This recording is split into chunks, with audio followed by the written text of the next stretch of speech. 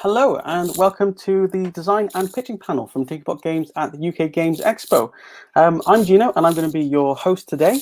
And this event is being brought to you by Tinkerbot Games and the UK Games Expo. And this stand, our stand this year, we've got a few things you can get involved with. So I'm going to go through a few of those very quickly now. The first thing you can do at our stand is you can win a gaming table. So we've got a competition going on at the moment, where all you have to do is enter your email address, and you could be in with a chance of winning one of our 2.5 gaming tables we're giving away. So we've got 2 tables we're giving away, and also a 50% voucher for one of our board gaming tables. So by all means, have a go at that. There's a link in the description below of this event. The other thing you can do is you can play our upcoming board game Horticulture online with game designer Bevan Clatworthy. So if you want to have a go at that before we launch our Kickstarter later this year, there's a link in the description below. You can book a session with Bevan to have a game with him this weekend. And lastly, you can also get a copy of our previous game, Ghostal, on sale. So it's on sale during the whole expo this weekend for £19 instead of £33, with free shipping worldwide. So if you want to grab yourself a bargain, again, description and link in the description below, and you can get yourselves involved. So without further ado, I'm going to bring our panel into the stage, and we'll be able to get started with some questions and hear all of the expertise and insights they can bring to us about designing and pitching games to publishers. So let's bring in our panel. And there we are. So welcome, panel, and I hope you're having a good evening or good day where you are. We're all in 4 different time zones at the moment, so we're all on different times of the day. Why don't we do a few introductions before we get started with our questions? Rob, you're at the top of my panel at the moment on my screen. Can you just introduce yourself a little bit? Tell us a bit about yourself, obviously your experience and expertise, and where you are in the world and your time zone, I guess. Sure. My name is Rob Daviau. I've been a professional board game designer since 1998, 14 years at Hasbro, and then the past, whatever it is, 8 years out on my own. I don't know if that, 22 years. I did the math. I have designed games on my own. I am the co-owner of Restoration Games, so I'm also a publisher, and I am in Massachusetts, just west of Boston. Brilliant. Thank you. Emma, do you want to go next? Sure. My name is Emma Larkins. I'm a board game designer, creator of Abandoned All Artichokes, and We Died, Heartcatchers, Unravel, and a few other things in the works. I also co-host the Ludology podcast, where we talk about game design. And I do weekly live streaming for board game news, run a digital playtesting community in Seattle. I want to show off. I actually have Abandoned All Artichokes, my last panel. Nice. I just came from a panel in Unpub, panels all over the world now. It's very exciting. But yeah, I'm very excited to be here and talk about pitching. Fantastic. And Matt? Sure. I'm Matt Leacock. I'm a game designer. I've been working full-time as a game designer for 6 years now. Best known for Pandemic, and I'm talking to you out of Northern California, so I'm here in the Bay Area.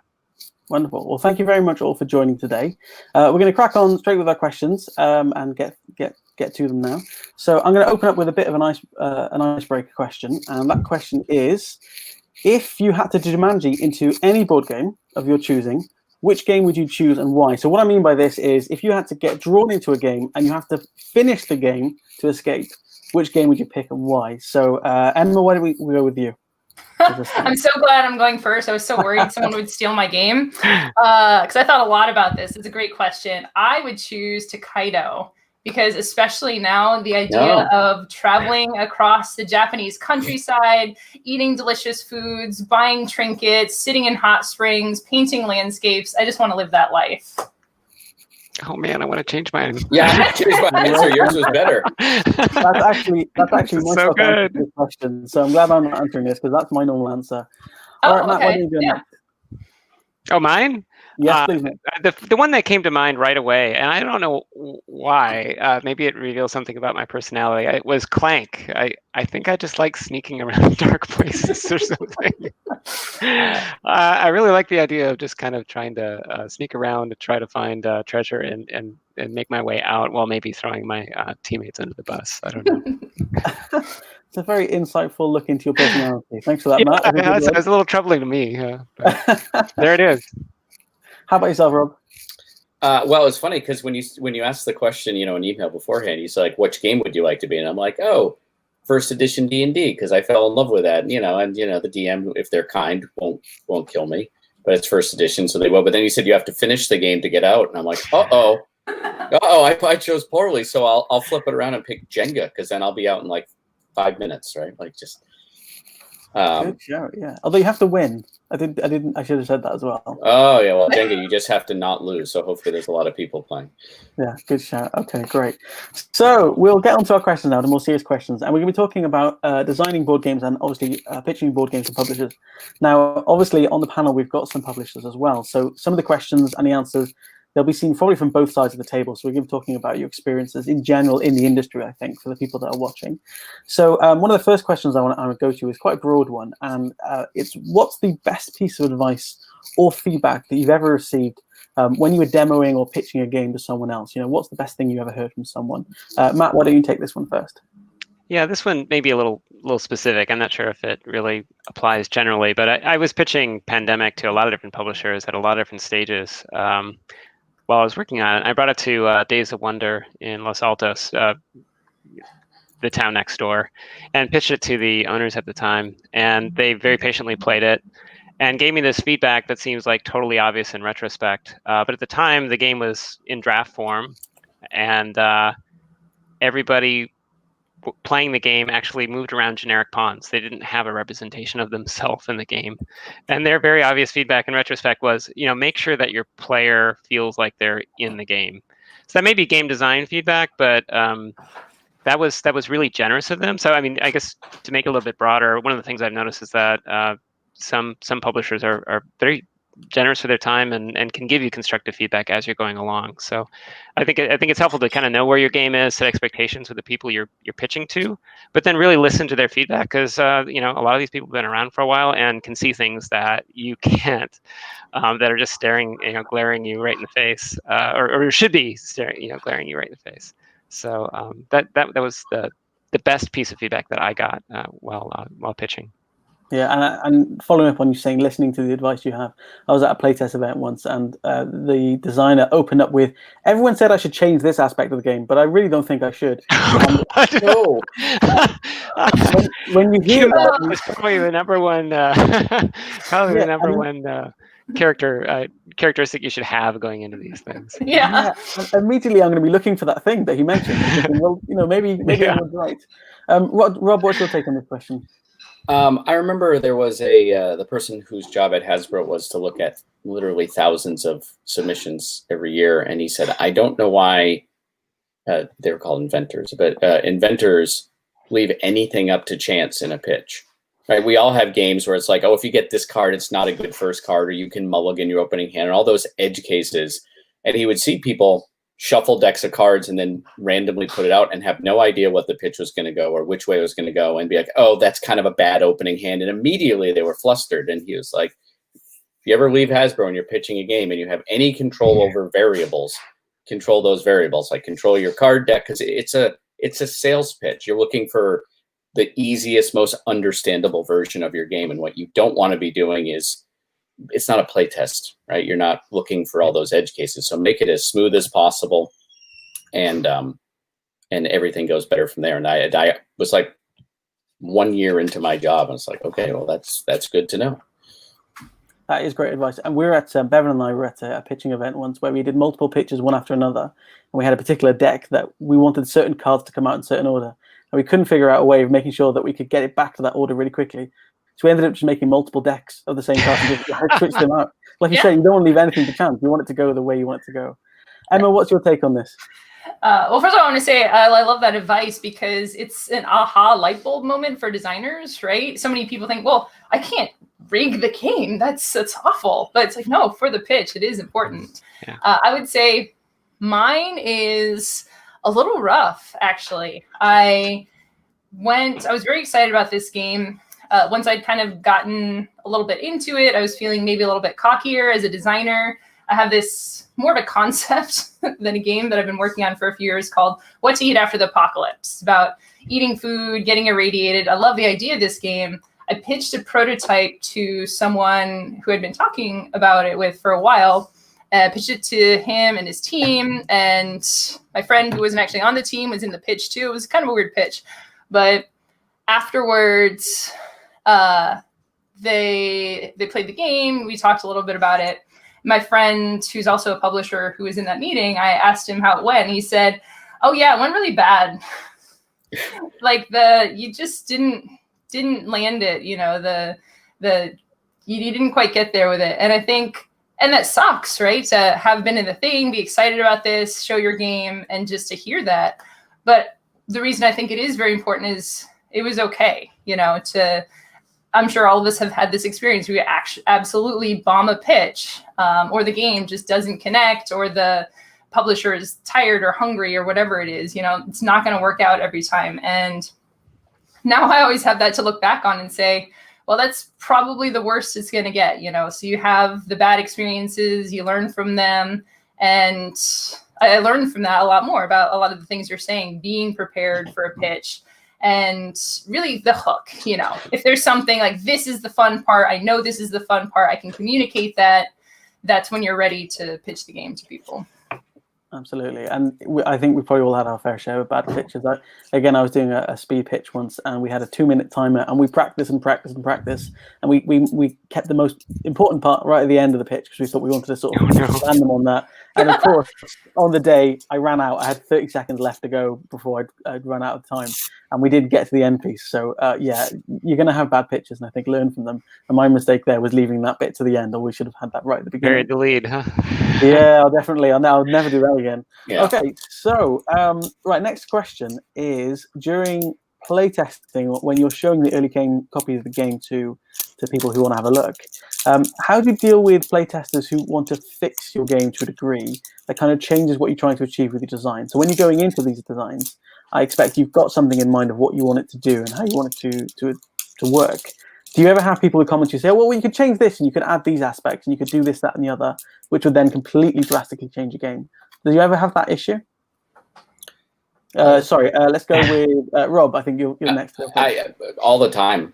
I mean, it's interesting. One thing I've learned to do is to try to really frame to any playtesters, whether it's live, whether we're doing it remotely, you know, just sending stuff out with restoration, is what we are looking for, right? We would now say, this is wave one, a wave one game. You are the first people to play it outside. Therefore, we are not looking for typos. We are looking for this, that, and the other, and sort of set expectations.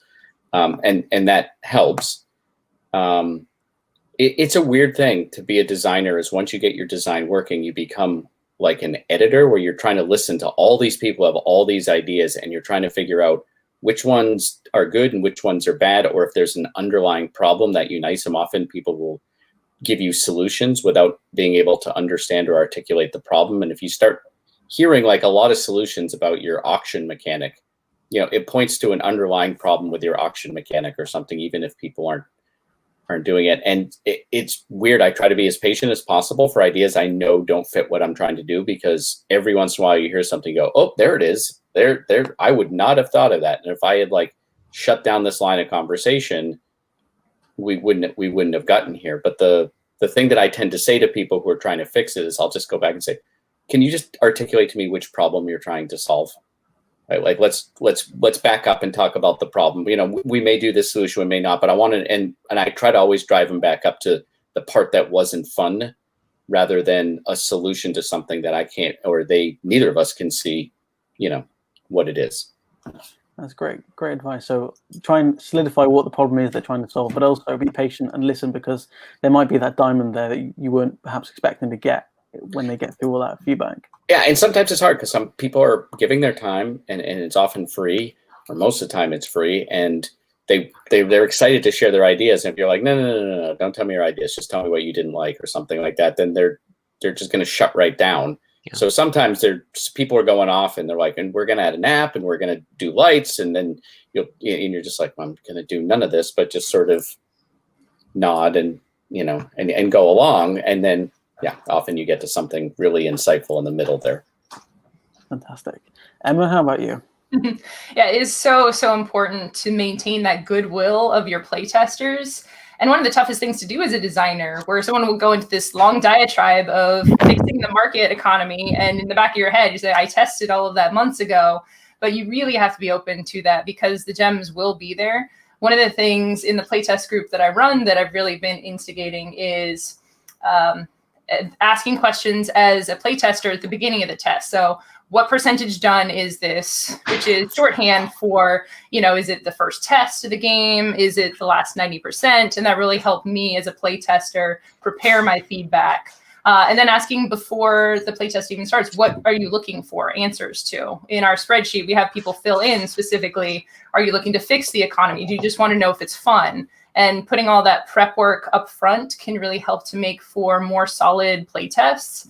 But I like what Rob is saying about also just knowing where the design is. In the beginning, you don't know what's fun yet. So what you're trying to achieve with your design is for it to be fun, and you're a lot more flexible. Whereas further along in the process, you know what the core of the game is, and you're looking like an editor for more specific things. Okay, grand. And yeah, I think that's a really key point about communicating clearly with your playtesters at what stage you're at as well, but also what you're expecting from them and what they should expect from you and from the game. I think that's really key, because probably save you a lot of time and trouble, I think, if you're not both on the same page, or if you're not all on the same page when you're doing this playtest. Matt, how about you? Yeah, it's really important to do really active listening. I had to train myself quite a bit because I'd get very flustered when I would hear lots of solutions being thrown at me. And like Rob said, basically you just have to kind of patiently reflect back what you're hearing and say, okay, well, that's an interesting solution. Can you tell me what led you to that? What is the emotion or the problem that you see, so that you can deal with that. And then once you've got that piece of insight, then you can go in a different direction. But if you don't identify that and you just hear the solution and you dismiss it because you've tried it, you've lost that opportunity to do it. The other thing I think that is important to remember is that these people are like having feelings, and those are legitimate, even if what they're saying is totally off the wall. Beneath the surface, they're having some emotional reaction to your game, and that's always legitimate, right? This is what the game that they just played did to them, and so you got to figure out what's driving that, and know that even if they don't have the words to explain it, they're having that experience, and you need to figure out what to do about it. Fantastic. Just a follow-up question on that, Matt? So you're talking about the emotions that people have, and they may not have the words to explain that what they're trying to say. Do you find that the more you've done this and the more you've gone through playtests, you're better at understanding, I guess, or reacting to their emotions and trying to find out what they're trying to get across? I'd like to think I'm a little better than I was. I do a lot, Rob and I both do a lot of video testing. And so we have the opportunity to actually like pause and go back and see again. And then we're also kind of removed from them so they can have more authentic emotional experiences. They're not just looking at us for reassurance if they've done something wrong, or know that we're going to bail them out if they're going over a cliff.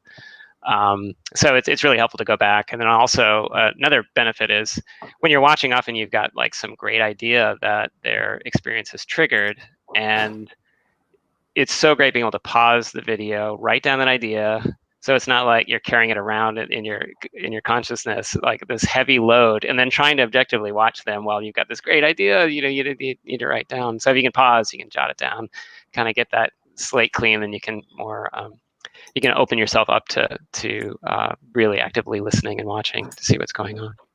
So to clarify, I guess, for the audience and for myself, so this video playtesting, is this where people are playing in front of a camera and you're not there, but you get to see the video afterwards to review Yeah, that's right. Yeah, I mean, and it can be really low tech. It just could be their laptop or their camera phone or whatever. You can even open up like a Zoom meeting, have them point the thing at the game, and then walk out of the frame, record. However, you can get them to watch, or get them to play while you can watch, and then you can watch later. Yeah, Matt showed me this system, and it's been invaluable because I cannot shut up during a playtest. I have to host. It has to be a dinner party. I have to be the dungeon master, like wanting everyone to have a good time. Even if I'm quiet, I'm like, right? I just squirm.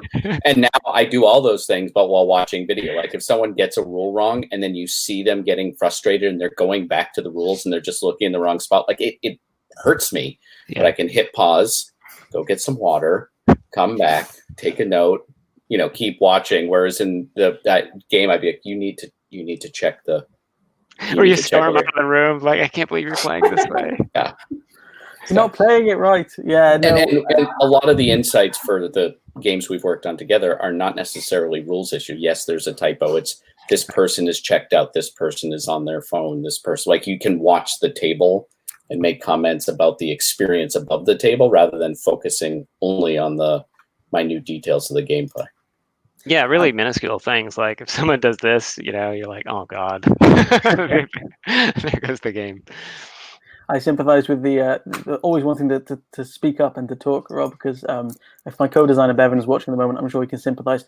I've actually got a bell on my desk so that when I want to say something and I start talking and I know I've got to stop, I just ring the bell instead. And that's a mental note for myself to stop talking and let the game just keep going. So that's what that's for. Because my wife Madge, you can hear it pinging in the background. Okay, so I guess talking about these tools then for these video playtests you're doing, that brings me on to the next question, I guess.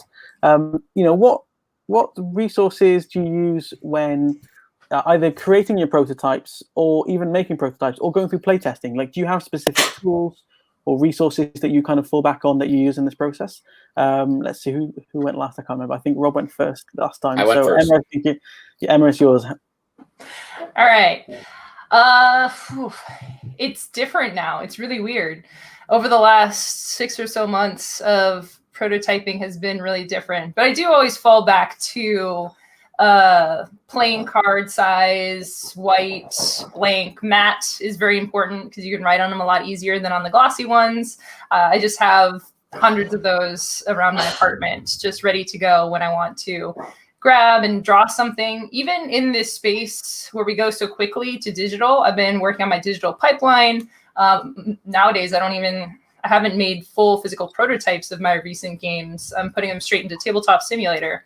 So I have my digital sheets and formats and things, but I still think it's important in those early stages. I'm working on a very physical game right now that I'm excited about. And I did just sit down, break it out, put the cards on the table, scratch down on them. The math counters are great, just stacking those up, piling them, knocking them over. So yeah, I also have a whole, in my closet, actually behind here, I've organized the little trays with bunches of dice, weird components, cubes, different things that I can just physically have and play around with, because especially if you're working on something that's not just cards and boards and those kinds of things, it's really great to have those supplies you can go to inspire and play with. I forget who it was. I read about someone who would go to coffee shops with just bunches and bunches of components and throw them down and play. I think that's a really great way to inspire new designs, is to mess around. I like that. How about you, Matt?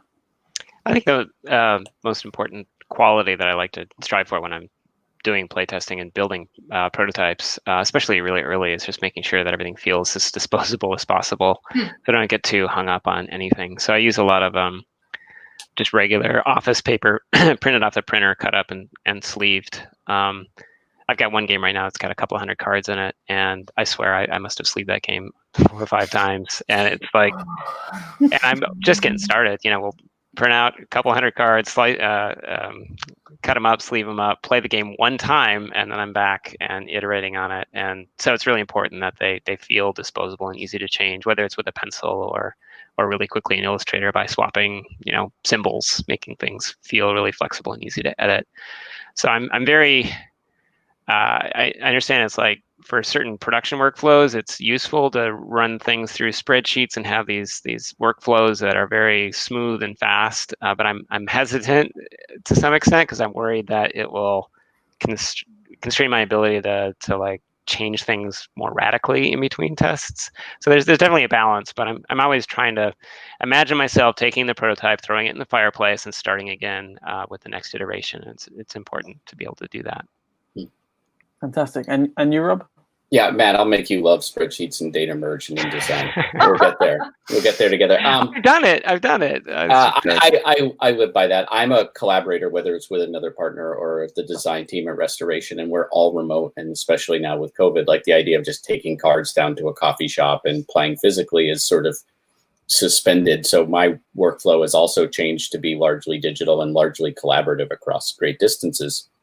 And so we tend to work in spreadsheets and then use the Adobe suite, specifically InDesign, to merge them into cards. They're just wireframes. They have no real graphics. We just use the default typefaces. Like I've had to train myself and anyone working with me, like, don't make it look good. just make it effective. And then from there, we can either spit it out as a PDF for a print and play or as a bunch of JPEGs to go into TTS. And that allows us to be pretty rapid. We're playtesting in TTS now, either internally or externally for the most part. It is hard in TTS to be like, oh, I want to change this one card. And we would dependent, make that a 3. And now you can't do that. And it's kind of a pain to reload a whole deck. So it does slow down sort of when you're iterating within like a game play cycle, but it goes pretty quickly between gameplay cycles. That's good advice. Okay, fantastic. So a bit of a mix there between the traditional handheld components sitting on the table and using tabletop simulation. Yeah, I've also am very spoiled because my wife we met at Hasbro as a graphic designer and is the graphics and production person for Restoration Games and a crafts person. So like whatever I dream up, she usually can make. Like back when we were doing Pandemic Legacy prototypes, she would hand cut the perforations on boxes just with an X-Acto, just go along up and down, up and down, up and down, and get like this, almost like a stitch look with a knife. I'm like, okay, that's not what people can do. I feel like that's cheating in some way. Yeah. Have that with you. Yeah. Amazing. Okay, well, talking about prototypes then, I guess, one of my next questions is, when you are going to pitch to a publisher, what should a designer expect when going in to pitch to the publisher? Like what kind of outcomes are you looking for? What should you expect from them? Or as publishers, what should you expect from designers? Like, how does that relationship work? Matt, do you want to lead on this one? I can give it a shot. So I haven't done a whole lot of blind pitches lately. My expectations are, if you're going into pitch, you should know your game inside and out. You should know why that publisher would be interested in it, that publisher specifically. You should, if you're successful, I would think that the publisher would either be asking for a prototype in the future, or maybe even right then. So whatever you're bringing in better damn well be complete. I mean, you should have all the components there. They should all be accounted for. You should have a complete rule set. Should be easy to read and follow. So I like to bring the prototypes up to a stage where I could hand them off to a production team who would then provide, the final round of editing, the final round, all the professional graphic design and professional illustration. But when it comes to the game design, that better be rock solid. So that's the standard I set for myself, that I would, when I'm pitching a lot of this stuff, or certainly if I was pitching to a new publisher for a new opportunity. I'm lucky in that I've got a lot of relationships right now with other companies, and so I can give a pitch which is a little higher level, which is like, hey, I've got this idea for a follow-on in this series. This is what differentiates it, and then I can get like a green light and can actually work on it with a lighter weight upfront pitch, which is kind of a different thing and has different expectations. But if I was going into at a con, if I looked up a publisher and did my research, found out what kinds of things they produce and why my game would fit into their line, I would really have really high standards for what I was handing off to them. Fantastic. And how about you, Emma? I think the way I want to answer this question is especially for people in the audience who are newer designers who might not have pitched before, being only recently out of that newest designer phase myself. Some of the things that really struck me going into blind pitches for the first time is, for example, don't expect the experience to be the same as when you're playtesting a game. So a lot of people, the only experience they'll have showing a game to someone is to other designers or to players. And when you're going into a publisher, they're probably going to be very cool. They're going to be very distant. They're not going to give you necessarily a ton of positive feedback. It's very different from publisher to publisher. I don't make blanket statements, but they're there to judge and assess. They're probably tired. They've seen tons of pitches. So don't take that as a bad thing, and be ready for that, I think.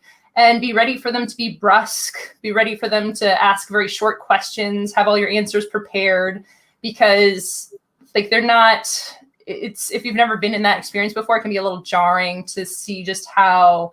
And you might think they don't like you, right? You might think that they don't like the game. My first meeting with GameWrite was very stressful. And it's funny because Jason and I have talked after. He's like, no, I loved the game. It was great right from the bat. I'm like, I didn't know that. You were so serious in the meeting. And Jason's such a fun guy too. So it's a business meeting. It's a business pitch. And I think just being prepared for those things, everything Matt said about having all your stuff ready and just not taking it personally that they're not, just cheering on for your game.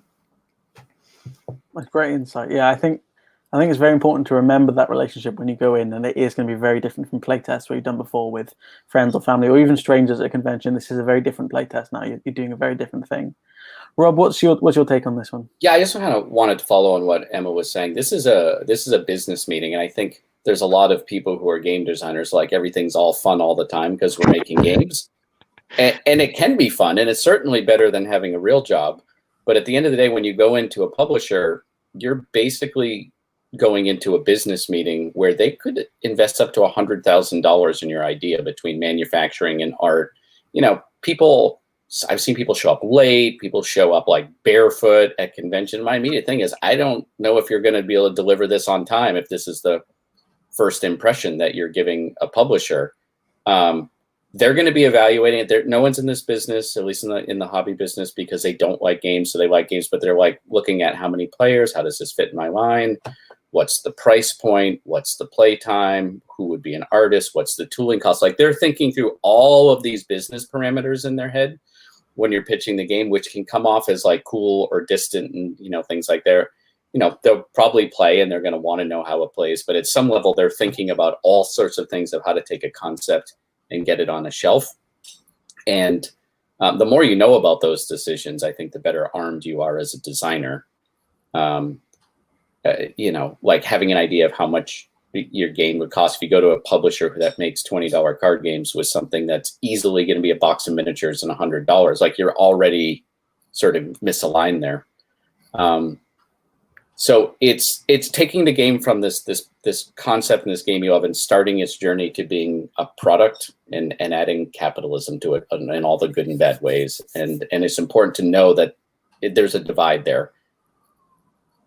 Yeah, absolutely. And I think that actually brings you nicely on to my next question when you were saying about being aware of the publisher you're pitching to if they do £20 games, for card games, coming in with miniatures. And that would be, how do you choose or which publishers to pitch you, or how should designers choose which publishers to pitch to? Is there certain things they should be looking for? Obviously, the type of game. Rob, do you want to start us off on this one? Yeah, like Matt, I've been fortunate as an industry veteran where I haven't been blind pitching as much. I know or have casual working relationships with a lot of publishers and see them all the time. And so we'll have a lot of casual conversations about things that I might want to show them that I recognize a lot of designers, don't have this opportunity.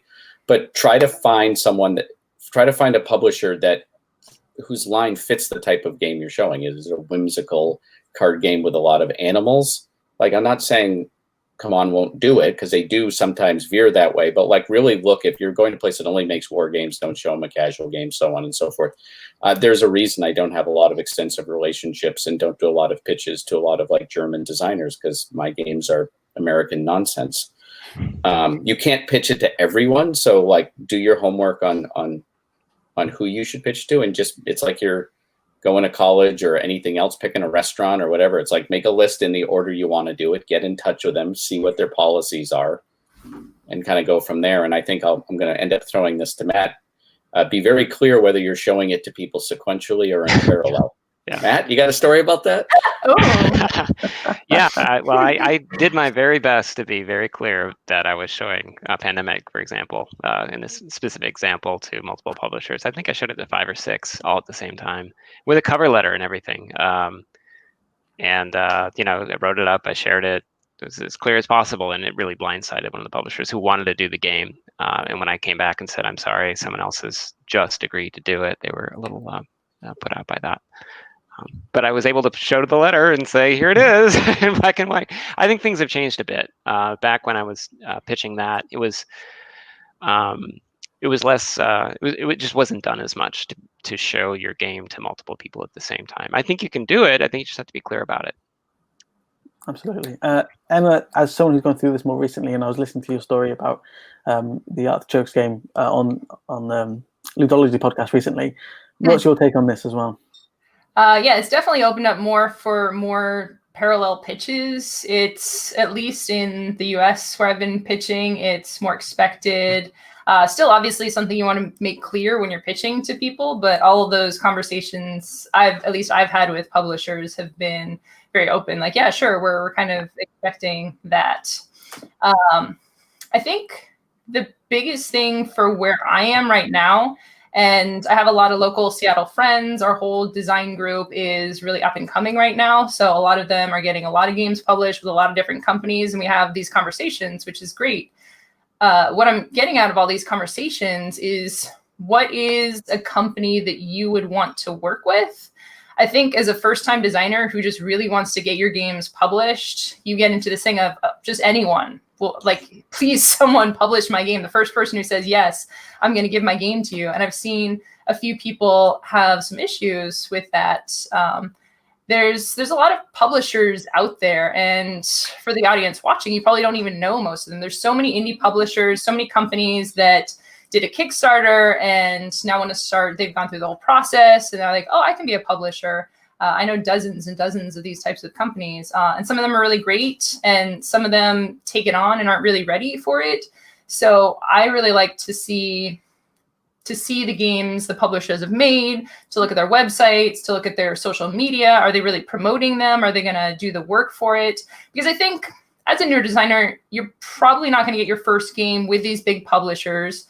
My first game was with a very small publisher. I think it was 500 copies, 1,000 copies, very small print run. And that's how a lot of people break into the industry these days. So definitely recommend that. But knowing them as a business and as a person too, like, I was friends with my first couple of publishers who were very small indie people, and having that personal relationship really made a big difference there. So I mean, I would say go to the Cardboard Edison list. I always say this is a list of publishers who's accepting pitches. Read through, go to your local board game store, or do it digitally, whatever you can do now, and find out who are the publishers you might shoot for eventually. But also kind of be on the lookout for some of those smaller people who are a little easier to get a meeting with, but who still know what they're doing when it comes to publishing games.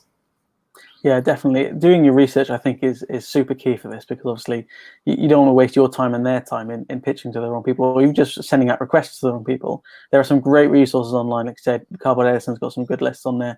I think there's a great post on James Matthews' old blog going through a few publishers. And, you know, Bevan and I, Tinkerbot Games, we are a small design and publishing company. We publish our own games, and we still have people pitching to us, even though we're very clear in the sense that we only publish our own designs.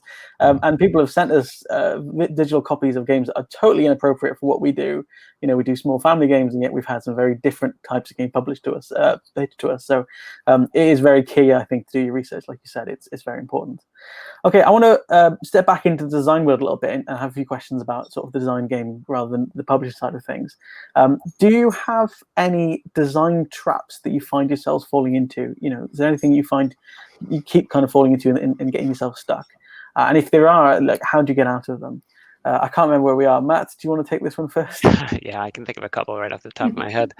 One is that I'm just actively always fighting against, which is to try to keep, like I mentioned, keeping the prototype disposable and not overinvest in them. I can get a little bit too attached sometimes to the visual design. This is especially true earlier in my career, where I would do like full acrylic matte paintings of boards and then would not want to change them later on, because it was just so much work to paint that and so much work to photograph that and knit it all together.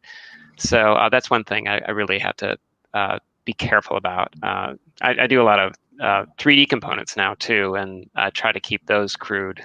So managing the fidelity of the prototypes is one thing. Another that I always have to watch for is spending too much time on the design before the initial playtest. So I think it's important to get the stuff on the table as quickly as you can, up and failing, as it were, so that you can learn if there's anything there before you start building up grand schemes with giant spreadsheets and long design journals of how wonderful your game will be, because it's only going to lead to disappointment. So the sooner you can get to that initial disappointment, the better, and you can start the iteration loop going. So those are the first two. Those are the two that I probably struggle the most with. Okay, fantastic. Emma, how about you? Yeah, and I definitely feel that, Matt, of getting too tied up in things. I like to design the whole game in my head and then have this beautiful vision about how great it is and how fun it is. And even and when a rough prototype is down, designing those solutions or even getting caught up on trying to figure out the solutions, it's a lot of head stuff, right? If you're not getting your game onto paper, trying to figure out those solutions, you're really going to have a tough time. I have a design problem right now that I've been noodling over, and again, keeps coming back. It's been a little tough to say, okay, I don't know what the answer is. Here's 3 things that might work. I just got to sit down, put those in there, and work through them and test them, because you're never going to find the answers to these just in your head. And I think people get very caught up and just, there's an answer here, I'm going to figure it out mentally. But games don't really work that way. And the other thing I would say is conceptual. I'm just really excited in my design career to come up with things. Like I was really hung up. I mentioned the What to Eat After the Apocalypse, this wilting flowers game where I wanted to capture the feeling of flowers and mechanize dying flowers. And this really high level conceptual stuff. Not that I don't think that can be games, but again, it's in the head, you know, exciting concepts and pitching these to people. You know, you say like, I'm going to make a game about wilting flowers, and people are like, wow, that sounds really cool. And they get excited about it, but there's no game there. For me, a lot of times I got to rein back a little bit and just say like, okay, well, how does this work mechanically? How do I capture this feeling and actually sit down, prototype and play test? Again, get out of your head. Fantastic. And Rob, how about yourself? I fall victim to everything that's been, you know, said here. I have learned to, like, if I have this idea about, you know, like wilting flowers and wouldn't it be cool, and I'm talking to my wife or friends and they're like, that's amazing, you're going to make a game out of that? I go, no. And they're like, why? I go, because as I'm pitching it, like, I can't think of any mechanism that really goes here. And I know that I would just spend months, you know, like if I don't have that immediate, oh, I see how this plays as opposed to just how it feels, then it's going to be a lot of work to get there. And I'll come up with another idea tomorrow that might be better. My big thing that I've noticed, and I'm trying to break the habit, is not to develop or balance while doing the earlier design work, because it's such a habit. You're like, oh, well, what if it works this way? And then again, I do a lot of collaboration, and some other designer will be like, yeah, but in a 3-player game, you can force a tie. And then, you know, like in the past, I go, oh yeah, that idea won't work, rather than this whole thing is going to change. Let's not worry about that yet. Like, yeah, okay, it breaks in a 3-player game. Yeah, the end game's going to be messy. Yeah, there's a first-player advantage in a 2-player game. This is all changing. So let's not worry right now about all those edge cases. And I think that's a habit I had for a long time, is trying to make sure that whatever idea you were putting on the table worked for all the player counts and all the like weird stuff, because then it was a good idea, as opposed to just get something out. And then eventually you have to do that whole back end sort of thing. Like, okay, now this is an issue in the 3-player game. How are we going to fix this? So I just try not to, if you find yourself going down that rabbit hole of balancing when you're in the early design, just write a note.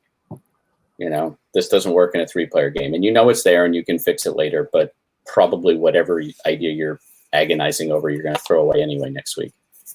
Fantastic. Okay, well, I'm going to skip on to, I've got one last question I want to ask you guys, and then we'll go straight to the audience questions, because I realize we are coming short on time. So there's a tweet actually from you, Rob, I wanted to bring up. Let's see if this works. Uh-oh. Let's have a look. Is it about pie? No. No, that was an hour ago. I saw that one. No, this one's from 2017, but I had this bookmark because it really hit home with me. Yeah, that game never got published. Well, I thought it was really interesting how you said that, you know, you had to put that rule into a game. If you can't agree on the play material, put the game away and play a competitive game. So my question for you as a panel is, have you had to put in any really bizarre rules that really stuck with you and they stayed in the game to the end? Or is there anything you really had to think, did I really have to put that rule in there? But, you know, to have to sort of counteract things like that might happen. Is there anything like that you've gone through in experiences? Emma, shall I come to you first? I can see you're thinking. Maybe I should join and come to you later, or weird rules. I think I can come up with something. Okay, yeah, I think I got this. Yeah, so I made a game called And Then We Died. It's a cooperative storytelling game where he plays ghosts, trying to figure out how he died so we can pass on to the other side. Rob, I think this is maybe how I met you. Didn't you play this? Yeah, I play tested this at PAX East, or played it. Yeah. Yeah. And it's very light mechanically. You have non-grid based word fragments, letters. You make words. You tell a story about it. And one of the things, so all of that's there is you put down the cards, people tell stories. One of the things that we're getting caught up on was people would make a word and then they'd be holding their card, waiting for their turn, thinking about their word, and then thinking what they were going to say with their word. So there's a lot of AP to it of just like, okay, I'm going to make this. I'm ready. I'm thinking. And there's a lot of hesitation to it. So a couple of small things. And again, because it is a more social game, the rules are very fluid, but still very important to make sure that the game functions. And the two main changes there were you don't use the word that you make and you point to the person who will. So it really, very simple rule, and it seems very silly, but instead of having to think what I'm going to do, I'll make any word. I'll make the word tulip, right? Because I don't have to work tulip into our story about space adventurers. I'm just going to make this, and then I have the power to choose the person who goes next. And just something that seemed very off the cuff, but it really unlocked the game in such a way that it flowed, which a storytelling game like that needs to have a flow to it. So it's cool to see how such subtle things as like a physical gesture can unlock game design. I like to think of those moments as sort of the golden key moment. Like you said, it unlocks a lot of the rest of the game. You kind of think, kind of gels everything together and really makes it work. I really like that idea. So that was a good one. How about you, Matt? One that springs to mind pretty quickly is the rule that we put in. It's more of a I'm trying to think of the word. It's like a social cue more than anything. So there's some rules in the pandemic games that allow you to move other people's pawns, and we had to put in like a parenthetical, which is ask permission first. Because I talked about embodiment before, how like you are in the game, right? So if that's me and you're moving me around, it can feel like a violation. So we just put this little hint in there. It's like as a courtesy, maybe ask the other person before you move them. And it's a very odd thing to write in a rule, but it did seem to help quite a bit to make that, to smooth that over and make it feel like it was the appropriate way to play.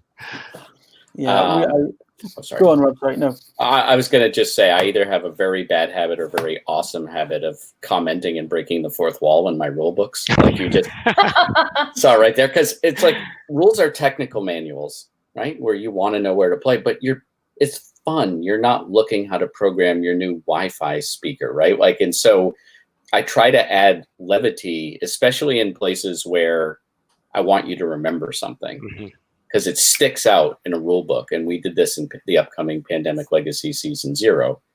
There's sort of this little snide aside during setup. Actually, I don't need it to be snide. It just is a way of reminding people to deal out player cards before they go to the next step. But I was in such a way, I feel like, reminder, don't forget this, people won't. But by doing something very jarring in a rule book, you tend to remember it. But I'm always putting little editorial asides in my rule book, which right now we're working on Return to Dark Tower for restoration, and Justin, my partner, who was going through, he was like, do you mind if I take all these out? And I'm like, oh, okay. Now, to be fair, we didn't have a lot of space in the rule book, so all my little jokes, like, for example, in Return to Dark Tower, you can sometimes get a magic item or something that just lets you remove an enemy. You didn't fight it, you just remove it, so you don't get any like experience points for it, or you don't get any treasure, you just poof, they disappeared. And the note was, you can't defeat the main bad guy this way, because that's how you win the game. And then I put, because that would be a very bad way to design the end of a game, right? And he's like, we don't have to say it that way. I'm like, well, you'll remember when you read it that you can't use this like little wand to kill the main bad guy. And he's like, no, we're taking it out. Yeah. So we use that to great effect in Season 2. I mean, we had people who were continuously trying to move across land using the move by sea action. Oh, and right. You and I would just scratch our heads, like, why? It's called that. You put in an aside, which sail. is like, yeah, it's called sail, and you put in, we hope you understand why. Yeah, and you can't use this to go across they land. never screwed it up again, because it took them out of the rule reading experience. They're like, oh yeah, of course you can't do that, and then the problem went away. So yeah, it's just like 4 words. Amazing you have to put those in sometimes. Right, we're going to crack on with the audience questions. We've got some great questions coming up. Before we go to the questions, actually, I just saw this comment as well at the top, which I think is something we need to consider. From Rob Harker. Yeah. I think that's something that should be in the line. We'll have that ready for you in an hour. Brilliant. Love it. Yeah. Yeah. On it. Okay, so let's have a look at questions from the audience. Have a look. Okay, here we are. One from Bill. How do you find the right balance between I'm an artist, this is my perfect thing I made, and I'm flexible and willing to do whatever you want, just please publish it? So we kind of broke on this a little bit earlier, and you were saying as well about having these rules taken out. How do you find that balance between, I guess, standing your ground on certain principles and aspects of your game versus, having publishers or editors or developers tweak things or change them drastically?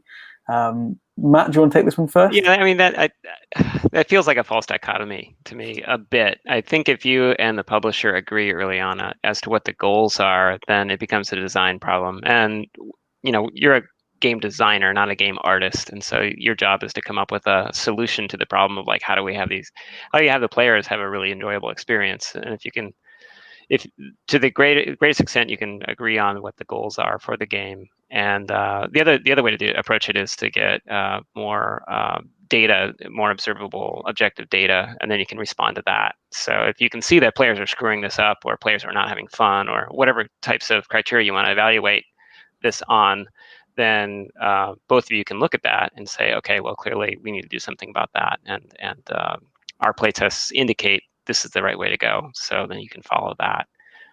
So I guess those are the two approaches I would say is like, try to think of yourself as a designer solving problems, and then try to identify what those problems are, and that will guide you to the solution. Okay. Emma, do you have any comments on that one? Yeah, absolutely. I would say I'm pretty flexible, at least at this point, as somewhat of a newer designer. At least my experience with GameWrite was very back and forth. And I find that very super helpful and valuable because, they're a game publisher with a lot of success. So they know some things, and I'm the game designer who made the game. So I know some things. And this is another reason why making your prototype a little more polished before you pitch it is a good thing, because then you and the publisher can really agree on what it is that you want to put out there. If you pitch something very early stage, I've definitely seen designers have issues with the designer and the publisher both had different visions for where it was going to end up. So communication there is super, super important. I will say, though, that at a certain, as a designer, I do have a vision for something. So, All Artichokes, for example, I play way too much Magic the Gathering.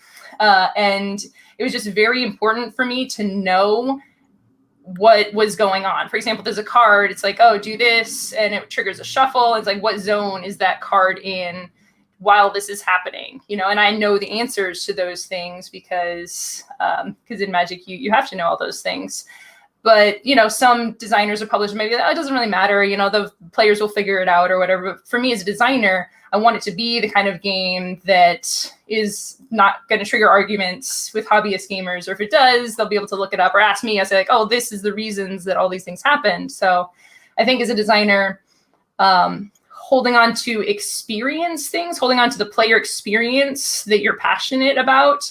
But then for a lot of stuff, product, marketability, all those things, relying on the publisher to make it into a real thing. So would you say, I guess it's holding on to that game feel that you mentioned in one of your previous books? That exactly. aspect. Yeah. Fantastic. Rob, yourself? Yeah, I don't think of myself as an artist. I think of myself as an experienced designer or something. If you are going to a publisher, you're looking for someone to basically take your idea and make it a commercial product. And if you do it right, you get this larger team of insight, right? You get artists and other people and lots of other people who are like, this is how we think you can make your game better. And you're not all going to agree, but sometimes you're going to be wrong. That's the thing. It's just because you have a great idea, then you're like, this is my idea. Like, it might not be a great idea, or it might work for your play group, but not for the larger audience. And so by working with a publisher, you're going to be challenged as to why you did things, and it's going to pressure test your idea. All of my games, when they get to a publisher, go through a pretty rigorous development and plan, and things change and rules change, and sometimes I'm like, that's just different. I don't like it better, but maybe if it works for you. And sometimes like, oh, good fix. Yeah, that is a much cleaner way to do that than I did it. I mean, and you do in this world have the ability to say, if you want to create something start to finish for whatever reason, you can do it. You can kickstart it. You can hire artists and things. But unless you really know everything start to finish about a game, including how to get it in people's hands, you're setting yourself up for a lot of work. And then you're basically saying, only my opinion is the one that's going to make this game great. And that's pretty dangerous to do when you're spending that much time and money. It's good advice. Good advice. I'm going to crack on with another question really quickly because we are running a bit short on time. This question from Patrick. Do you have any tips or resources for data math avoidant people wrestling with numbers in their game? In his case, a fairly simple worker placement game. It's a good question. Emma, any good resources or tools you might have available for this sort of problem? Get a co-designer or a publisher to help you with that aspect. I'd say different people have strengths, or put in the work to learn the stuff. Like I know a lot of people who do those kinds of games will do spreadsheets, will do formulas, for example. There's tools and things that you can do to help you develop some of those skills without having to necessarily understand formulas yourself, but you can kind of muddle through it a little bit. But I think if math is it is a little tough for me too, because I'm more of a play tester to figure out these things. I'll put some numbers down and test it, like draw 2 cards. That doesn't work. Okay, test it, draw 1 card, to focus on how the numbers affect the feel of it. So I think testing can get you part of the way there, but then just, yeah, get someone to help you. Yeah, I was just going to say, when all else fails, you could just brute force it. Get enough iterations in there, and you're going to have people in the mix, and they're going to be better than those algorithms in many cases, because there's all sorts of human processing going on, and people don't act rationally. So you may actually get better results that way anyway. I often think that, and we're having math discussions on Return to Dark Tower right now. The difference is the math doesn't have to be perfect, because that's an impossible goal. You're not landing, rockets on the moon or something like that. The game has to feel right. And, we'll talk about 1 power, and someone's like, this is by far the weakest power of the 3 of this character, and the math shows. And here's why I go, yeah, but you look, it's the first one picked in 60% of the cases because it's cool. So people are imperfect actors and want to do things. And is it a mathy game? Is it a swashbuckling game? But I just throw numbers down, and then I tend to iterate and brute force it. And luckily now I'm working with someone who loves getting under the hood and crunching numbers to double check this. But without that person, it's just keep playing it. Fantastic. I've got one very last quick one to round us out for the last 60 seconds. A very quick one from Bevan. What is your dream IP that you'd like to work on in the future? Obviously, Thunderbirds has already been taken care of. That's right, sorry. So sorry. I can't have that one as an answer. So thanks for taking that one. But from you guys, what's your dream IP? Matt, you can go on. I don't have a knee-jerk answer to that. I get scared off by the really big ones. I find things like Lord of the Rings and Star Wars, those universes are so large, they just scare the heck out of me. So it'd probably be some niche thing, again, like Thunderbirds. I'm not sure. Nothing's really springing to mind, though. Rob, how about yourself? Well, I've worked on Lord of the Rings and Star Wars games. And Harry Potter and Marvel, and I have kind of hit every checkbox of childhood sort of dreams that I would want to work on. So I've been very fortunate. I don't have a dream IP that I'd be working on. Like I'll know it when it comes, or I might be working on it right now and I'm not saying it. I'm not actually, but. How about you, Emma? It took me a second because I thought of one in case this question ever come up. Marie Kondo. I went through the KonMari process earlier this year, and it was very good for me and also very mechanical. There's a lot of very specific steps that you go through. So I think that would make an excellent basis for a game, and it's something that I haven't really seen a lot of games about tidying up unless it's putting the game away after you've finish playing it, but I think that would be a cool idea. I want to see the back tray for that. It's going to be all perfect. All just perfectly. You roll up your components and put them in. Yeah, exactly. Yeah. Amazing. I think I'd pick Stranger Things if I could do one. I'd really like to get on that. That would be That's a great. good Having one. the first season, having the monster and the kids trying to go around the town, but that's just one for me. It's come up. Okay, well, unfortunately, we've run out of time. There's a load of questions in the chat, which I wish we could have asked, and I should have stopped earlier and got onto those quicker. But thank you very much, panel, for joining us this evening, or today, this afternoon, or this morning, depending where you are in the world. Really grateful for your time and your insights and your expertise. I'm getting some great comments already from the people in the chat, just saying how thankful they are for you coming along. Apologies, ran over by a couple of minutes. Everyone else, by all means, stick around. We'll keep looking at things in the chat, and we're available on Discord all weekend as part of the UK Games Expo, so you can see links to all these things in the description. So once again, thank you very much, panel, and thank you, audience, for joining us, and I hope you had a really good time, and enjoy the rest of your weekend. Thank you, everyone. Thank you. Thanks. Thank you.